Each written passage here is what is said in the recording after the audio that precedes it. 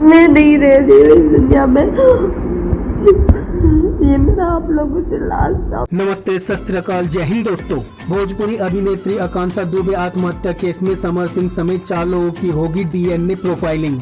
ये जाने पूरी खबर विस्तार से। आकांक्षा दुबे ने बीते 26 मार्च की रात सारनाथ के एक होटल में फंदा लगाकर आत्महत्या कर ली थी। आत्महत्या के पहले इंस्टाग्राम पर लाइव रोते हुए दिखी थी। मधु दुबे की तहरीर पर सारनाथ थाने में महननगर निवासी भोजपुरी गायक समर सिंह, बिलेरियागंज के गदोपुर के संजय सिंह के खिलाफ आत्महत्या के लिए उकसाने का केस दर्ज किया गया था। लखनऊ फोरेंसिक लैब में आकांक्षा का विसरा स्वैब और कपड़े जांच के लिए भेजे गए थे। जांच में कपड़ों पर कुछ आपत्तिजनक चीजें मिली। उस रिपोर्ट के बाद विवेचन ने कोर्ट में डीएनए प्रोफाइलिंग के लिए अर्जी दी है। एसीपी वरुण जोन अमित कुमार ने बताया कि कोर्ट की अनुमति पर डीएनए प्रोफाइलिंग कराई जाएगी। दोस्तों, आपको बता दें कि जांच के क्रम में यह महत्वपूर्ण कड़ी है। आकांक्षा दुबे महमूरगंज स्थित एक बार में 25 मार्च की रात हुई पार्टी में शामिल हुई थी। यह पार्टी अरुण पांडे ने दी थी।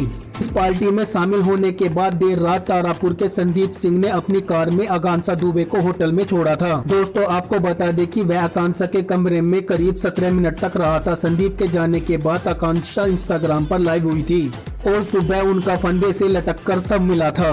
आकांक्षा दुबे एक भोजपुरी फिल्म की शूटिंग के लिए सारनाथ स्थित होटल में रुकी थी।